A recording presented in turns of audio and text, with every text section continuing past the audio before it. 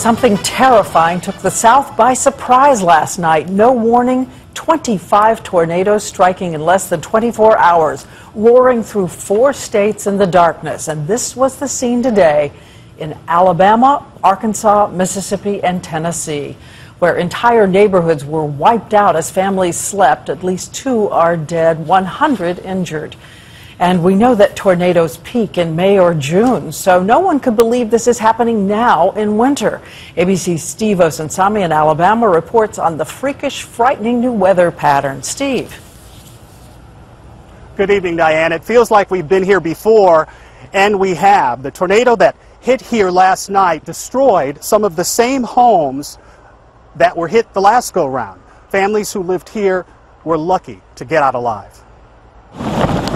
It was so terribly frightening. In the middle of the night, the sound of sirens sent families across Alabama out of their beds. And then came the sound of the tornado, with wind speeds clocked at 150 miles an hour, faster than a high-speed train.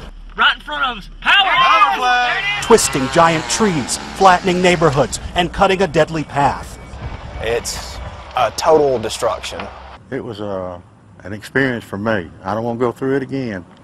More than 100 people were hurt, some trapped in homes like this one, where 81-year-old Bobby Sims lost his life.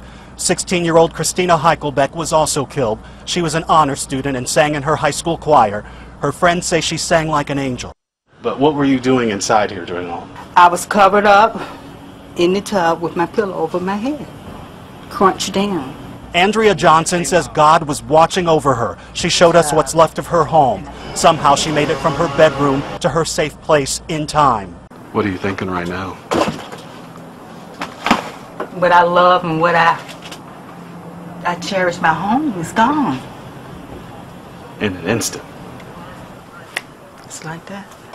Her daughter and granddaughter drove hours through the darkness to make sure she was safe. I'm thankful.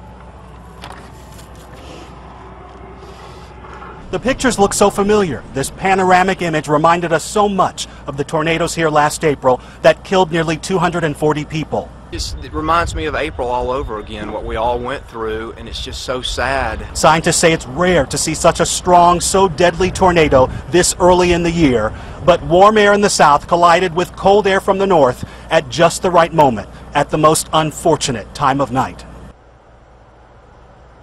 Earlier this month, there were also tornadoes in Texas and North Carolina, too. Diane. So, Steve, what have you learned about how people can be alerted in the middle of the night if they're asleep?